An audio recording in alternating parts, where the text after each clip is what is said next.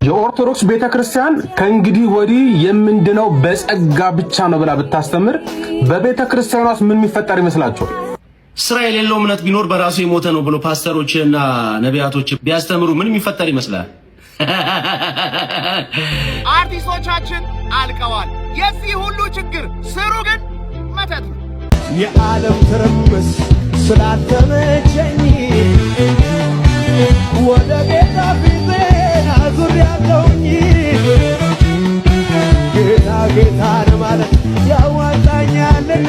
ሰውነትን ባልሰዋበት የምታደርገው አምልኮ ሁሉ ለአእምሮ የሚመች ወይም ሪዝነብል አይደለም። ይህንን ነው መጽሐፍ የሚነግር። የድመት ስጋ ያቆርባሉ በስንዴ የገባ ሃይማኖት ከሚል ከልት ተረት አንስቶ የነሱ የልጅ ልጆቻቸው በቅርብ የዛሬ 5 እና 6 ዓመት ወንጌል አማኙን በሐሰተኞችና በውሸተኞች ፊገራውት ለማስደረግ በተለያዩ ሚዲያላት ላይ ቤንዚል የሚበሉ ሶፍት የሚግጡ ማስቲሽና ሌላ ነገር የሚያደርጉ ሰዎችን ቤተክርስቲያንና በክርስቲያኖች በሁሉ የማያውቋቸውን እየጋበዙ ወንጌል አማኞች ማለት እነዚህ ናቸው ብሎ በሐሰተኞች ፊገራውት ለማስደረግ ብዙ ሞክሯል፣ ብዙ ጥሯል። ነገር ግን በዚህ ሁሉ መሃል የክርስቶስ ኢየሱስ የመስቀል ስራ እያበበ ሰዎች እየዳኑ እና ኢየሱስ ክርስቶስ እንደ ግል አዳኝ አድርገው እየተቀበሉ በመንፈስ ቅዱስ ኃይል ቤተክርስቲያን እያበበች እዚህ ደርሳለች።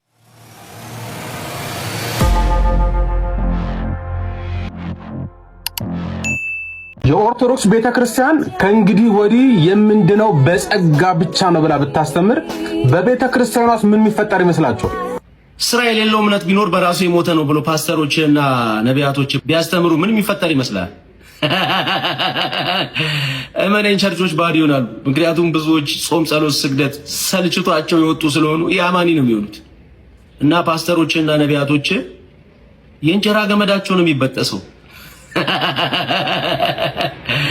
ከዛ በኋላ ግን ፕሮቴስታንት የሚባለው ነገር ታሪክ ሆኖ ነው የሚቀረው ነው አይመስልም? ፓፓ አረ ስለ ራስህ ኑር። እሺ ጎልድ፣ እኔ አንዳንድ ጊዜ እኮ ያዕቆብ ራሱ ያልጻፈው ያዕቆብ መልእክት ያለ ነው ይመስለኝ እናንተ ቤት። በነገራችን ላይ ያዕቆብ ጸጋንና ስራን ደምረን ነው የዘላለም ሕይወት የምናገኘው ብሎ አያስተምርም። በነገራችን ላይ አያምንም፣ አያስተምርም። መጽሐፍ ቅዱስም እንደዚህ አይነት የተከፋፈለ ሁለት ሐሳቦችን ይዞ አልቀረበም። ኦኬ፣ ስለዚህ እንደው ግር ብሎ ሊሆን ይችላል። አሁን አንተ ያልከኝ ያለው ስግደትንና ጾም ጸሎትን እንደው ጀምሩ ቢባል አድርጉ እንደው ቢባል ነው ያልከ ያለው። የምርህን ነው? ያዕቆብ ጸጋ ሲደመር ስግደት ብሎ የሚያስተምር ነው ይመስል? ያዕቆብ ጸጋ ሲደመር ጾም ጸሎት ብሎ አያስተምርም። አንዳንዴ ያዕቆብንም መልእክት በጣም መረዳት ይጠይቃል። ባይዘው ያዕቆብ እየተናገረ ያለው አንድ በጸጋ የዳነ ሰው ፊኒሽ፣ አንድ በጸጋ የዳነ ሰው ፕራክቲካሊ ሊኖር የሚገባው ጸጋውን የዳነበትን እውነት በህይወቱ እየገለጠ መኖርና መመላለስ አለበት ነው። ኦኬ፣ እኔ አሁን ልክ እንደዳነ ሰው መመላለስ ያለብኝ በጽድቅ፣ በእውነት፣ በቸርነት፣ በበጎነት አይደለ? ገላትያ ምዕራፍ 5 ማለት ነው። የመንፈስን ፍሬ እያፈራው እንድኖር ነው የተጠራሁት እንጂ ስለዳንኩኝ አንተ ደግሞ የሆነ ቦታ ላይ እንደውም ብለሃል አንዴ ከዳንክ ሁሌ በቃ ድነሃል ማለት ነው ምናምን እንደዛ የሚል የለም። ባይዘው አንዴ ከዳንክ ኃጢአትን ብትሰራም ችግር የለም ብሎ ያስተማረ አንድ ሰው አታመጣም። ባይዘው አንድም ሰው ብለን አናቅ። ነገር ግን ሰዎች የሚድኑት በጸጋ ብቻ ነው። የሚድኑት በጸጋ ብቻ ነው። ከዛስ ግን እንዴት ይኖራሉ? የዳነ ሰው በጸጋ ልክ እንደዳነ በህይወቱ ደግሞ ይሄን የጸጋ ፍሬ፣ ይሄን የእውነት ፍሬ፣ ይሄን የመንፈስ ቅዱስ ፍሬ እያፈራ ነው የሚኖረው ነው። ስለዚህ አንድ በጸጋ የዳነ ሰው ስላልጾመ፣ አንድ በጸጋ የዳነ ሰው ስላልሰገደ ሲኦል ይገባል የሚል መጽሐፍ ቅዱሳዊ አስተምሮ በየትም ቦታ የለም። ነገር ግን አንድ በጸጋ የዳነ ሰው ሊጾም ይገባዋል፣ ሊጸልይ ይገባዋል፣ ቸርነትን ሊያደርግ ይገባዋል፣ ሰዎችን ሊረዳ ይገባዋል። በህይወቱ በንጽህናና በቅድስና መኖር መቻል አለበት። ለምን? የዳነ ሰው ቤተሰብ ነው የቀየረው። ኤፌሶን ምዕራፍ 2 እናንተ አስቀድማችሁ አይደለም ሙታን አይደል የነበራችሁት፣ ከዛስ ለዚህ ዓለም ለሚሰራው አለቃ ለሆነው መንፈስ ትገዙ ነበረ። አሁን ግን እግዚአብሔር በምሕረቱ ባለጠጋ ስለሆነ ከወደደን ከትልቅ ፍቅሩ የተነሳ ከልጁ ጋር ምን ሰጠን? ህይወት ሰጠን። ስለዚህ ቀድሞ እንደዚያ ነበራችሁ፣ አሁን በጸጋ ድናችኋል። ስለዚህ አሁን ደግሞ እንደዚህ ናችሁ። ስለዚህ በፊት የሆነው አለ። ከጌታ በፊት ኢየሱስን ከማግኘታችን በፊት ይሄን የጸጋ ወንጌል ከመቀበላችን በፊት የኖርነው ህይወት አለ። አሁን ግን በጸጋ ከዳንን በኋላ ልክ በጸጋ እንደዳነ ሰው፣ ልክ ከእግዚአብሔር ጋር ህብረት እንደሚያደርግ ሰው፣ ከእግዚአብሔር ጋር እንደሚኖር ሰው፣ እግዚአብሔር አባቱ እርሱ ደግሞ ልጁ እንደሆነ ሰው ለእግዚአብሔር ለጸጋው ለወንጌሉ የሚመጥን ህይወት ፕራክቲካል የሆነ ህይወት እንድንኖር ነው ያዕቆብ እየተናገረ ያለው። እያለ ራሱ እየተናገረኩ ያለው ድኛለሁ በጸጋ የሚል ሰው ምን ማድረግ አለበት? ስራህን አሳየኝ። አየህ፣ የዳነ ሰው ኦልሬዲ ድኗል። ከዳነ ግን ምን ይጠበቅበታል? ፕራክቲካል ህይወት። አይ ድኛለሁ ብለህ የቀድሞውን ህይወት መኖር አትችልም። የዳነ ሰው የቀድሞውን ያረጀውን ከአጋንንት ጋር ለማመድ የነበሩ ልምምዶችን እየተለማመደ መኖር አይችልም ነው እያለ ያለው እንጂ ለመዳን ጸጋን ደምርበት ምን ላይ ስግደት ላይ ምናምን እያለ ግን አይደለም። አባዬ አይ ቲንክ ፓፓን ያልከኝ እሺ፣ ፓፓዬ እንደሱ አይልም መጽሐፉ። የኢትዮጵያ አርቲስቶች አልቀዋል። ያሳዝናሉ። ሰፈራችሁ ዝነኛ አርቲስት ሰው ካለ እስቲ ህይወቱን እዩት። አርቲስቶቻችን አደጋ ላይ ናቸው። ወይ በሱስ ወይ በትዳር መፍታት ወይ በስራ ማጣት ወይ በገንዘብ ማጣት ወይ በበሽታ ወይ ሞቲቬሽን እርካታ በማጣት አርቲስቶቻችን አልቀዋል። የዚህ ሁሉ ችግር ስሩ ግን መተት ነው። እነዚህ ልዩ ታለንትና ብቃት ያላቸው በጣም ከማህበረሰቡ ተነጥለው ጠንክረው የሚሰሩ ህዝቡን ለማንቃትና ለማዝናናት የተፈጠሩ እንዴት ሞቲቬሽን አጡ? እንዴት መኖር ከበዳቸው? እንዴት ጤና አጡ? እንዴት ትዳራቸውን አፈራረሱት? እንዴት ራሳቸውን ማሳከም አቅቷቸው የህዝብ እጅ ላይ ወደቁ? እነዚህ አርቲስቶች ያልገባቸው መተት ተደርጎባቸዋል። ሰሞኑን አንድ ዝነኛ አርቲስት አግኝቼ ነበረ። በጣም የምትታወቅ፣ በጣም የምታምር፣ በጣም የምታዝናና፣ ጠንክራ የምትሰራ፣ ከራሷ አርፋ ፋሚሊዎችን የምታስተዳድር ልጅ ፊቷን ተቀማች። የራሷን ፊት በመስተዋት ስታየው ተጠራጠረችው። ሌላ አውሬ ሆረር መስላ ለኔም ያሳያችኝ ቪዲዮ ያስፈራል። ከዛስ አደጋ ባደጋ፣ ከዛስ ስራ ማጣት፣ ከዛስ ጭንቀት። ምንድነው ብላ ጸሎት ስታረግ አብራት የኖረች ያሳደገቻት ልጅ ያደረገችባት መተት ነበረ። ይቺ ሴት ከዝናዋ፣ ከገንዘቧ፣ ከሀብቷ፣ ከቤቷ ለዚች ሴት አጋርታት፣ ይቺ ሴት ግን እሷ ላይ አስመትታ ነበረ። በጣም ያሳዝናል። ለአርቲስቶች መልእክት አለኝ። ድሮ ስትነሱ እንዴት ነበር መንፈሳዊነታችሁ? ድሮ ስትነሱ ምን ያህል ነበር የምትሰሩት? ከወንድሞቻችሁ ከእህቶቻችሁ አብሯችሁ ከተለዩ ሰዎች በእግዚአብሔር አምናችሁ በራሳችሁ አምናችሁ ዓላማችሁን ይዛችሁ ሰርታችሁ ደክማችሁ ከሱ ራሳችሁን ጠብቃችሁ አይደል እዚህ ቦታ ያደረሳችሁት? እና ያለ ምን አጣችሁት? ምን ሆኜ ነው ብላችሁ ስትጨነቁ ከበስተጀርባችሁ የተሰራ መተት አለ። ኦፍ ኮርስ አንዳንድ አርቲስት ሆኖ ጠንቋይ የሚያመልክ እግዚአብሔርን የከዳ በሌሎች አርቲስት ላይ መተት የሚያሰራ የእነሱን ጸጋ ወስዶ ዝነኛ የሆነ ገንዘብ ያገኘ ነፍሱን የሸጠ የሰይጣን ባሪያ ልክስክስ የሆነ አርቲስት አለ። ይገባኛል። እናንተ ግን ወደ እግዚአብሔር ተመለሱ። ልባችሁን አስተካክሉ። እግዚአብሔር የሚረዳችሁ፣ እግዚአብሔር የሚታገሳችሁ፣ እግዚአብሔር አሁንም ከእናንተ ጋር ያለው ሳታውቁ ስለተደረገባችሁ ነው። ወደ አምላካችሁ ተመለሱ። ነፍሳችሁን አጽኑት፣ አእምሯችሁን አጽኑት፣ በልባችሁ መለወጥ ታደሱ። መጀመሪያ ከነበራችሁት በመቶ እጥፍ እግዚአብሔር ይሰጣችኋል። መልካም ቀን። የዓለም ትርምስ ስላልተመቸኝ ወደ ጌታ ፊቴን አዙሬአለሁኝ። ጌታን ማለት ያዋጣኛልና። ሰውነትን ባልሰዋበት የምታደርገው አምልኮ ሁሉ ለአእምሮ የሚመች ወይም ሪዝነብል አይደለም። ይህንን ነው መጽሐፍ የሚነግረን። ከእሱ አንጻር ብቻ አይደለም። በጣም ብዙ እህቶች አሉ እዚህ ሚዲያ ላይ ትመጣና የእግዚአብሔርን መዝሙርና የእግዚአብሔርን አምልኮ ያንተን መልክ ማሳያ ታደርገዋለህ። የምትገዛውን መኪናና ከዛ የምትመላለስበትን አዲስ የገዛውን ልብስ ምናምን ማሳያ ታደርገዋለህ። የእግዚአብሔርን መፍራት መቻል አለብን። እኛ እኮ አሕዛብ አይደለም። አያችሁ፣ የተጠራንለት አይደል? ለእግዚአብሔር የተለየ ቅዱስ ሕዝብ ናችሁ ካለን መኖራችን የኑሮ ህይወታችን ራሱ የተለየ መሆን መቻል አለበት። በሴም ነገር እያደረግን ቀጥለን እግዚአብሔርን እናመልካለን ብንል የአፍ ሊሆን ነው ማለት ነው። ልባችን ሊርቅ ነው ከእግዚአብሔር። ይህ ሕዝብ በልቡ በአፉ ያከብረኛል፣ በልቡ ግን ከኔ ሩቅ ነው ምናምን አለ። አየህ የልብ ስቴት ደግሞ ህይወትን የሚቃኘው አየህ መመላለስ እንዴት ነው የሚለውን የልብን ስቴት ይገልጣል። እዛ እኮ ነው አየህ ጴጥሮስ ሲናገር የሴት ልጅ እንደውም በወርቅ አይደል በከበረ ነገር ብዙ ባታጌጥ አሪፍ ነው አለ። አየህ ለምን እንደዚህ ይላል? መብተን ሊገፍ እኮ አይደለም መታዘዝ እንዲሆን ነው በአንተ ዘንድ አየህ ሰሚሽን እንዲታይ ነው ስጋ በነገር ሁሉ አርነት እንዳያገኝ ነው። አየህ አሁን ግን ሁሉም መብት አለው። አየህ አመፀኛ ስለሆነ የሞላው ቀጥሎ ትምህርቶቻችንም ሁሉ ለዚህ ድፍረት ስለሚሰጣን ጭራሽ እግዚአብሔርን አንፈራም። አየህ በውጪ ባሉ ዘንድ ደግሞ የመጠቆም ድፍረት አለን። አትሊስት እነሱ ወደ ቤተክርስቲያን ሲሄዱ ተከናንበው ነው የሚሄዱት፣ ተገላልጠው አይሄዱም። አየህ እነሱ ይበልጠዋል አልኩ እኮ። ቀጥለው ወንጌልን ልሰብክ ስትሄድ አንተ ጋር ምንድን ያለው ነው? ገብተዋል። ህይወት እኮ ነው ወንጌል፣ ቃል አይደለም። መማር መቻል አለብን፣ ማስተዋል መቻል አለብን። ብሩካን ናቸው። እና በዚህ ሁሉ ማል ነው የምትለኝ? አዎ በዚህ ሁሉ ማል ወደ ኋላ 40 እና 60 50 ዓመታትን ተጉዘን የድመት ስጋ ያቆርባሉ በስንዴ የገባ ሃይማኖት ከሚል ከልት ተረት አንስቶ የነሱ የልጅ ልጆቻቸው በቅርብ የዛሬ 5 እና 6 ዓመት ወንጌል አማኙን በሐሰተኞችና በውሸተኞች ፊገራውት ለማስደረግ በተለያዩ ሚዲያላት ላይ ቤንዚል የሚበሉ ሶፍት የሚግጡ ማስቲሽና ሌላ ነገር የሚያደርጉ ሰዎችን ቤተክርስቲያንና በክርስቲያኖች በሁሉ የማያውቋቸውን እየጋበዙ ወንጌል አማኞች ማለት እነዚህ ናቸው ብሎ በሐሰተኞች ፊገራውት ለማስደረግ ብዙ ሞክሯል፣ ብዙ ጥሯል። ነገር ግን በዚህ ሁሉ መሃል የክርስቶስ ኢየሱስ የመስቀል ስራ እያበበ ሰዎች እየዳኑ እና ኢየሱስ ክርስቶስ እንደ ግል አዳኝ አድርገው እየተቀበሉ በመንፈስ ቅዱስ ኃይል ቤተክርስቲያን እያበበች እዚህ ደርሳለች። ወንጌል አማኝ ሆናችሁ ሁላችሁም ይሄን ቪዲዮ ኮፒ ሊንክ ሪፖስት ሼር ያደረጋችሁ ለብሶ እንዲዳረስ አድርጉ ያስጠፉብኛል። አዎ በዚህ ሁሉ መሃል አንዳንዶች በመድረኩ ላይ የተሳሳቱን ስህተቶችን በማምጣት ያስተምሩትና የቤተክርስቲያኒቱ ትምህርት ነው በማለት በርካቶች ይህንን ወንጌል እና ይህንን ክርስትና ለማስነቀፍ ብዙ ሞክሯል፣ ብዙ ጥሯል፣ ግን አልተሳካላቸውም።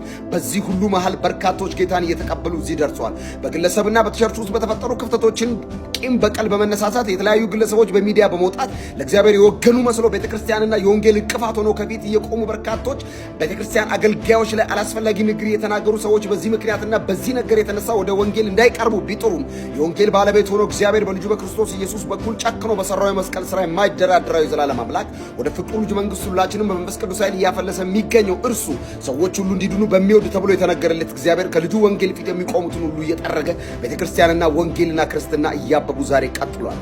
አንዳንድ ግለሰቦች በየመድረኩ ላይ የሚሳታቱትን ስህተትና ከክርስቶስ ኢየሱስ የመስቀል ስራ ውጪ የተለያዩ እንቅስቃሴዎችን ሲያረጉ ቤተክርስቲያን ማለት እቺ ናት ብለው ያንዳንዶችን ስህተት አምጥተው ቤተክርስቲያን ዲፋይን ለማድረግ ሞክረዋል። ነገር ግን አልተቻለም። በዚህ ሁሉ መሃል በርካቶች ጌታ ኢየሱስ ክርስቶስን እንደ ግል አዳኝ አድርገው እየተቀበሉ ዛሬም በየቤተክርስቲያናቱ በአንድ ቀን ጉባኤ ውስጥ በርካቶች ጌታን እየተቀበሉ ይገኛሉ። በዚህ ሁሉ መሃል የክርስቶስ ኢየሱስን የመስቀል ስራ ብቻ ወደፊት በማስጓዝ የመጽሐፉና የክርስቶስን ኢየሱስን የመስቀል ስራ ብቻ እየሰበኩ ለዚህ ወንጌልና ለዚህ ክርስትና ታማኝ የሆኑ አገልጋዮችን እግዚአብሔር ያለ ጥሪት ስለማይተው ያለ ጥሪት የማይተው እግዚአብሔር በዚህ ሁሉ መሃል የክርስቶስ ኢየሱስን የመስቀል ስራ ብቻ እየሰበኩ በርካቶችን ከጨለማ የሚታደጉ በቅጥር እስከ ከተማ የተለያዩ አገልጋዮችን እያስነሳ እነዚህ ሐሰተኞች እያሉ እነዚህ ውሸታሞች እያሉ ሚዲያ ያገነናቸው 10 እና 5 የማይሞሉ ግለሰቦች እያሉ ነገር ግን እውነተኛውን የክርስቶስን ወንጌል ይዘው የሚሮጡትን በርካቶችን እግዚአብሔር ያስነሳል። ዛሬም በዚህ ወንጌል ምክንያት በገጠር በከተማ በእግሮቻችሁ ተጉዛችሁ ይህን የክርስቶስ ኢየሱስ የመስቀል ስራ ይዛችሁ የተለያዩ የማይገባ ቦታ እየገባችሁ ወንጌል ለምትመሰክሩ ለእናንተ አንድና አንድ ቃል አለኝ። ጸጋና ሰላም ይብዛላችሁ። እግዚአብሔር የሰጣችሁን እድልና ዘመን ተጠቅማችሁ ከኢየሱስ ክርስቶስ ውጪ ላለማውራት ቆርጣችሁ የተነሳችሁ በዚህም እውነት ላይ በርካቶችን ወደ እግዚአብሔር መንግስት እየጨመራችሁ ያላችሁ ከጨለማው ዓለም ጋር ተናጥቃችሁ ሲኦልን እያናወጣችሁ ሰዎችን ወደ ክርስቶስ ኢየሱስ ወንጌል እየጨመራችሁ ያላችሁ እውነተኛ ለቃሉና ለክርስቶስ ኢየሱስ የመስቀል ስራ የታመናችሁ አገልጋዮች ስላላችሁ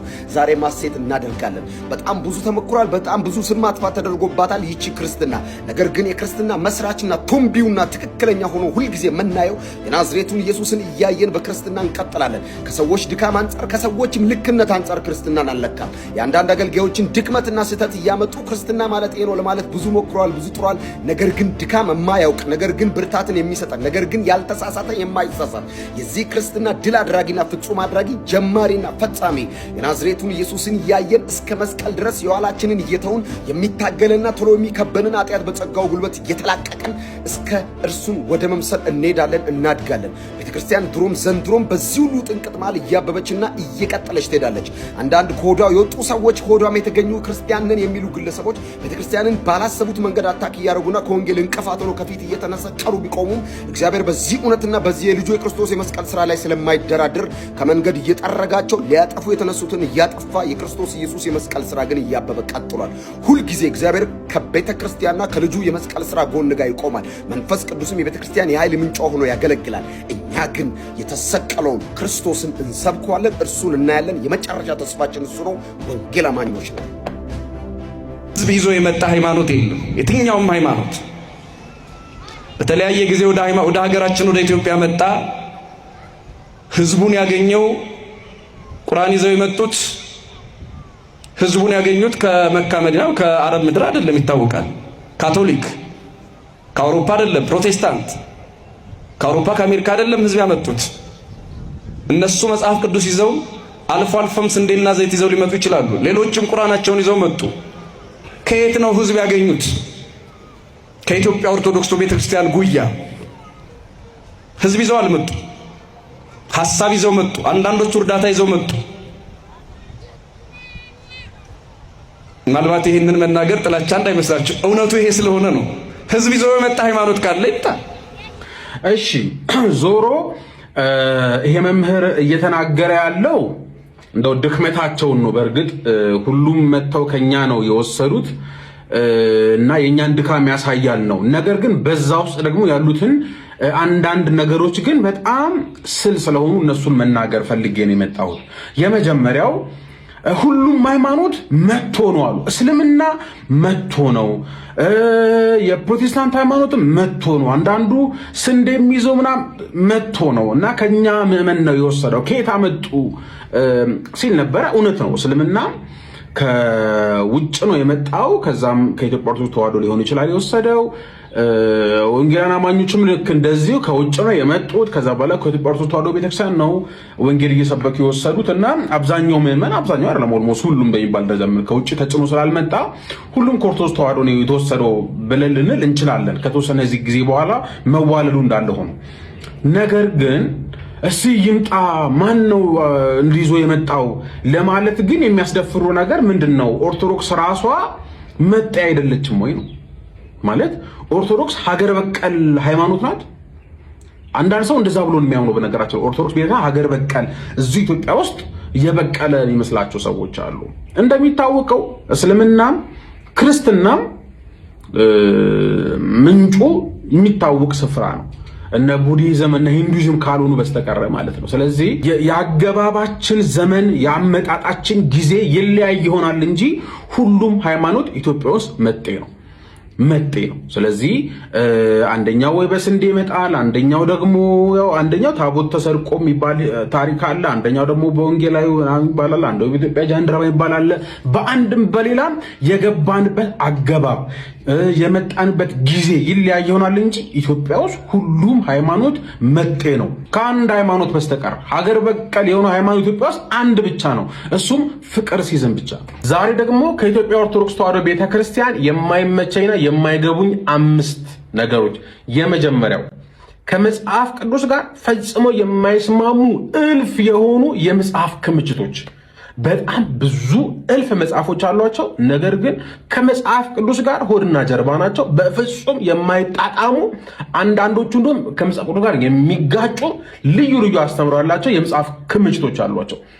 ሁለተኛው የማይመቸኝና የማይገባኝ ነገር ደግሞ በጉያ ውስጥ የተከማቹት ሟርት፣ ጥንቆላ፣ ድግምት ምናምን የሚሰሩ ሰዎች አንዳንዶቹ አስተማሪዎች ናቸው፣ አንዳንዱ የለበሱ ናቸው እና ይሄ መስተፋቀር፣ መስተዋድድ፣ አይነ ጥላ፣ ግርማ ሞገስ የማይሉት ነገር የለም። ማአት አይነት ሟርት፣ ድግምት በጉያ ውስጥ አለ። ኦፊሻል ይሁንም አይሁንም ያው ይሄ መታመን አለበት። በጣም ክፉ የሆኑ ደጋሚዎች፣ ሟርተኞች፣ ጠንቋዮች በጣም እዛ ውስጥ ተከማችተዋል። ሶስተኛው ትምህርቷ አንዳንድ መሰረታዊ ትምህርቶች አሏቸው። ነገር ግን አጥር አይዘልም ማለት ከቸርች ቅጥር ግቢው ወይ ደግሞ ወጥቶ አፕላይ አይደረግም። እዛ የሚሄዱ ሰዎች ነጠላ ለብሰው አሜን ሰይርም ሲሉ እንመለከታለን። ወጣቶች ምናምን ከወጡ በኋላ ግን ሰዎቹ በቃ ማለት ምዕመናኖቿ ቤተክርስቲያን ውስጥና ከቤተክርስቲያን ውጭ ነጠላ ሲለብሱና ነጠላ ሳይለብሱ የተለያዩ ናቸው እና በጣም እሱ ያስደንቀኛል። ውጪ አለል ያሉ በቃ ዓለማዊ የሆኑና የሆነ ቀን ነጠላ ለብሰው ደግሞ ቸርች ሄዱ ደግሞ ታገኛቸዋል። ትምህርቱ አንዳንዴ ጥሩ ትምህርቶች አሉ፣ ነገር ግን አፕላይ አይደረጉም። ውጪ በጣም ደካማ ጎኑ አሉ። አራተኛው ደግሞ በጣም በርካታ የሆኑ ድነት የማግኛ መንገዶች አሏት። መጽሐፍ ቅዱስ መቼም አንድ የድነት መንገድ ይነግረናል።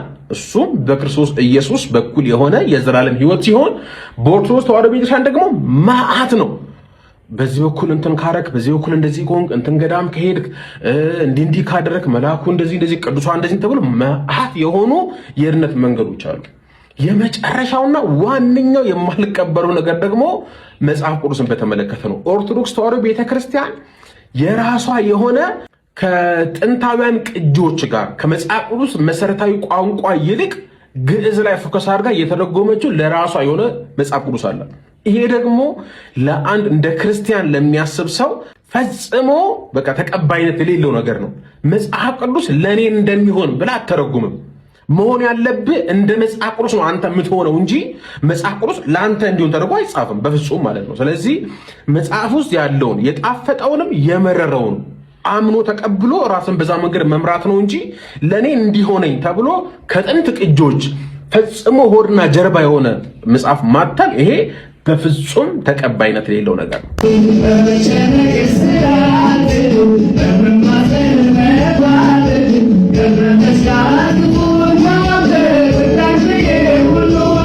በቃ የማትገመቱን ማለት እንደዚህ ነው። የማትገመት የአስቴርን መዝሙር እየዘመርክ በጣም እጅን አንስተህ እያመለክ የማርያምን ስዕል እስከች ታረጋለህ ማለት ነው እና እዝጎ ትላለህ።